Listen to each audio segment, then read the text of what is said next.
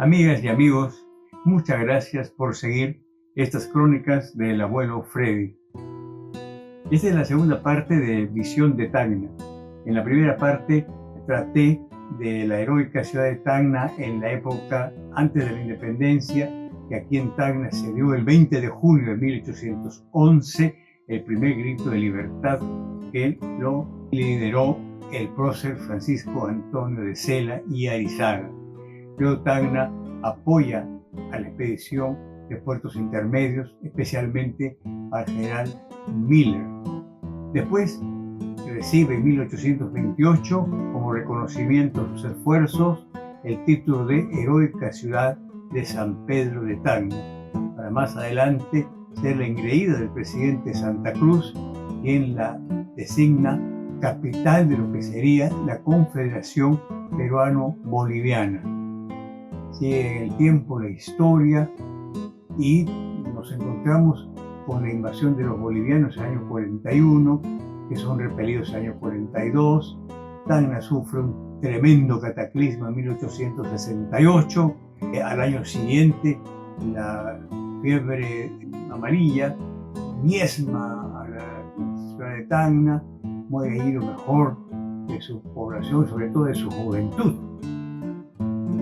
Después se toma Tacna esa actividad frenética que había empezado en la segunda mitad del siglo XIX y que la llevaría a ser, como decía Pasoldán, si no la segunda o la tercera ciudad del país.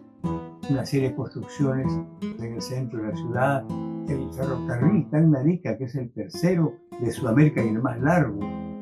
Es decir, todo esto le dio una personalidad especial a Tacna. Pero ¿cómo se vio este desarrollo frustrado con la declaración que hizo Chile de guerra al Perú en 1879? Los chilenos desembarcan en el puerto de Hilo, ubicado en el departamento de Moquegua, el 31 de diciembre de 1879. Avanzan luego sobre Moquegua, usando la línea férrea, y en Moquegua, en el mes de enero, tienen lugar dos batallas, la de San Francisco y la de Los Ángeles. Después de estar en Moquegua y de esas batallas, la idea es avanzar ya para tomar Tacna. Pero curiosamente, desde enero hasta mayo, que se produce la batalla en el campo de la Alianza, transcurren varios meses. Intelectuales, senadores, diputados chilenos, políticos, se extrañaban que no avanzaran las tropas para tomar Tacna. Quien lea la historia se preguntaría por qué. La respuesta es muy sencilla. Como observaron muy bien los historiadores ingleses, los chilenos nunca atacaban si no tenían la certeza de que por lo menos eran 3 contra 1, nunca de 1 a 1. Además tenían el temor de que fueran atacados por la retaguardia o por el ejército de Arequipa, que lo comandaba Leiva. Pero finalmente el 26 de mayo se deciden atacar y se enfrentan los ejércitos peruano y boliviano con el ejército chileno el 26 de mayo de 1880 en un alto de Tacna llamado el Campo de la Alianza. Fue una batalla de todas las sangres, para emplear términos de Argueda, en el que participan limeños, norteños, hasta selváticos, ¿no? Por eso es una batalla de todas las sangres, con muchos hombres en la escena bélica. Duró esta contienda desde las 9 de la mañana aproximadamente hasta las 14 o 15 horas. A las 10:30 de la mañana, según todos los partes de guerra que me los he leído, tanto el ejército peruano, chileno como boliviano, están de acuerdo en que ganaba el ejército aliado la batalla. Pero ¿qué nos faltó?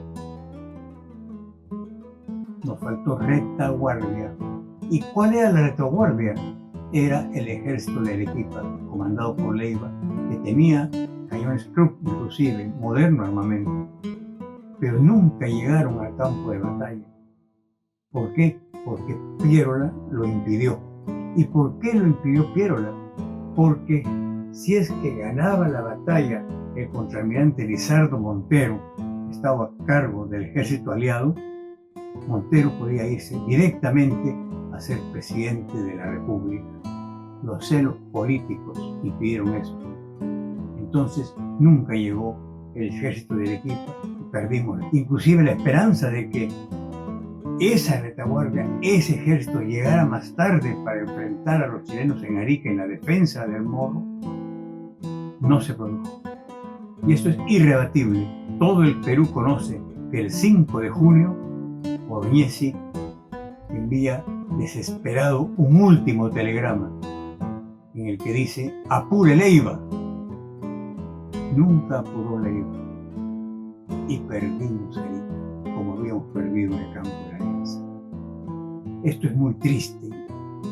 Son baldones que quedan para algunos que dirigían el gobierno, las ambiciones políticas.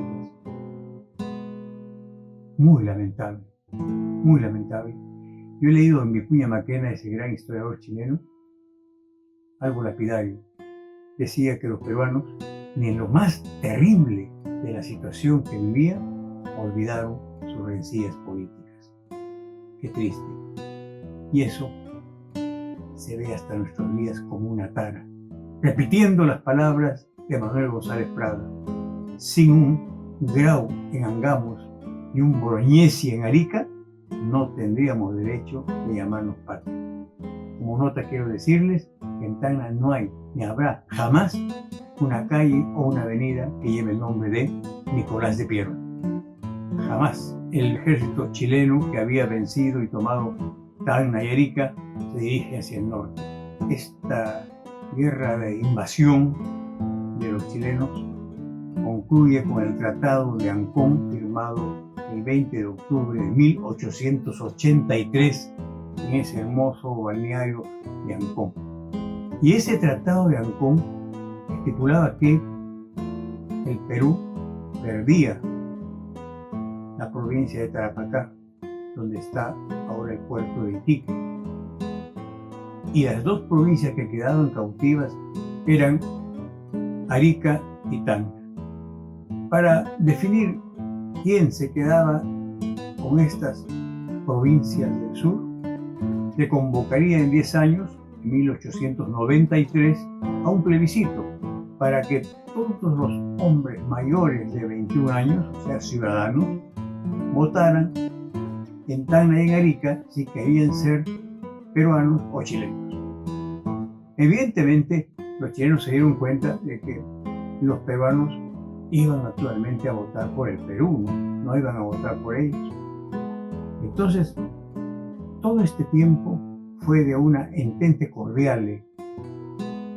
Se podían izar banderas peruanas, había unas relaciones entre chilenos y peruanos, no trajeron ningún ejército, sino un grupo pequeño de hombres armados, pero que se encargaban más del orden público, el batallón Carampangue se llamaba, porque no necesitaban más de una ciudad tan chica. Cuando se dieron cuenta ellos de que ya los problemas que tenían con la Argentina, que eran un motivo para haber firmado ese tratado de Ancón, de alguna manera, que siempre pensaban como una espada de Damocles la presencia argentina, más aún si Sáenz Peña, gran militar, había peleado en el Morro de ahí, que fue después presidente de Argentina, podía haber incentivado, levantado los ánimos para atacar a Chile. Pero cuando se dieron cuenta de que eso no iba a suceder, entonces, a partir de 1893, donde aún se podían izar banderas peruanas, los intendentes empiezan a dictar medidas muy severas que empezaron por prohibir toda manifestación peruana en Tacna y en Arica. Y esto sigue hasta el año 1900, año en el cual, con el inicio del siglo XX, empieza ya una chilenización muy dura. Hasta ese año de 1900, o sea, casi 20 años después de la toma de Tacna, habían funcionado las escuelas peruanas sin ningún problema. Pues en 1900 intervienen todas las escuelas peruanas y prohíben a los maestros a seguir en las escuelas. Los chilenos se hacen cargo ya de la escuela chilena también. Luego van contra los sacerdotes. Y ustedes dirán, ¿por qué contra los sacerdotes? Porque ellos tenían las partidas de bautizo de tamineños y de ariqueños y sabían quiénes eran los que deberían ser inscritos para votar. Era muy importante ese documento. Entonces, además de ello, los sacerdotes incentivaban, mantenían el amor al Perú desde el púlpito, así como los maestros lo habían hecho en las aulas. Entonces los chilenos clausuraron las iglesias y expulsaron de la noche a la mañana a los sacerdotes. Pero los sacerdotes peruanos fueron muy valientes, muy arriesgados y habían tomado sus precauciones, de tal manera que los sacerdotes eran pues también una fuente de patriotismo, de mantener el amor al Perú. Por lo tanto, los chilenos clausuraron las iglesias. Hubo un momento en el cual el gobierno de Chile pretendió que Tacna sea la sede del primer obispado chileno, pero la iglesia se opuso tenazmente. Ahí jugó un rol muy importante la iglesia que no se reconoce, y es el que se opusieron a ello porque dijeron, una cosa es el límite político y otro el religioso. De tal manera que Tacna y Arica siguen perteneciendo a la arquidiócesis de Arequipa. Segundo foco de resistencia tomado por los chilenos. Primero los maestros, ahora los sacerdotes. ¿Qué faltaba? ¿Cuál era el otro bastión de la resistencia peruana?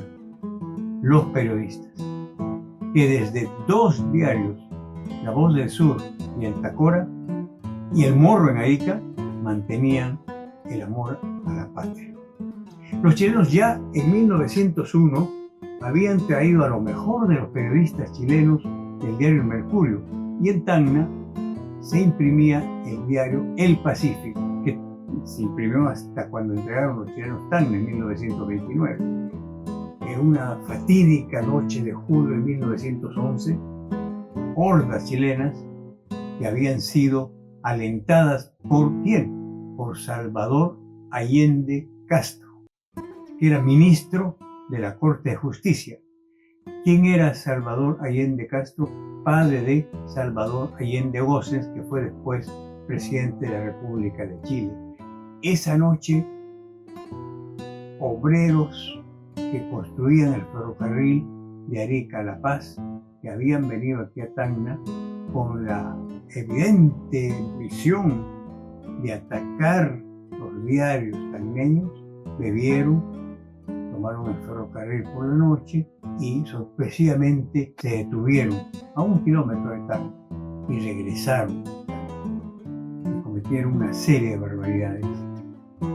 Destrozaron el Club Unión, que era centro social de Tacna y que tenía una riqueza excelente en mobiliario, porcelanas chinas, hermosas alfombras, una valiosa biblioteca en alemán, en inglés, en español, pero sobre todo la misión era empastelar las imprentas del Tacora y de La Voz del Sur.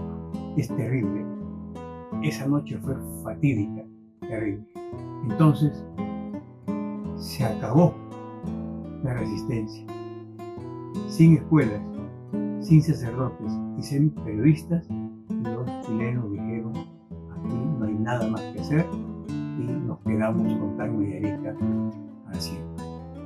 Voy a dejar aquí esta narración, y aunque dije primero que Visión de Tacna tenía solamente 2 entregas, para hacerlo más ágil, tal vez más didáctico, y para que ustedes nos sigan, voy a tener que la próxima semana grabar otro capítulo de esta historia de un pueblo tan valiente como el de Tacna. Pero cuando hablo de un pueblo valiente como el de Tacna, tengo que hablar necesariamente del pueblo de Arica, porque Arica es la hermana de Tacna.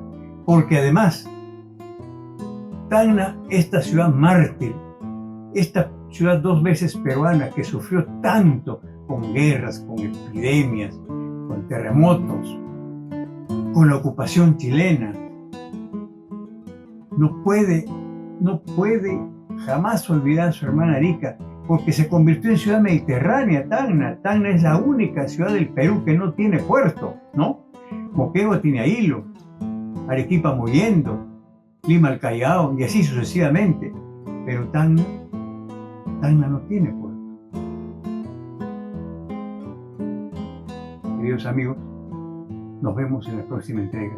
Y no dejen de darle me gusta y estar siempre con nosotros para alentarnos y poder seguir con la historia de Tacna, que es la historia del Perú, que es la historia de una frontera viva con un amor profundo a la patria.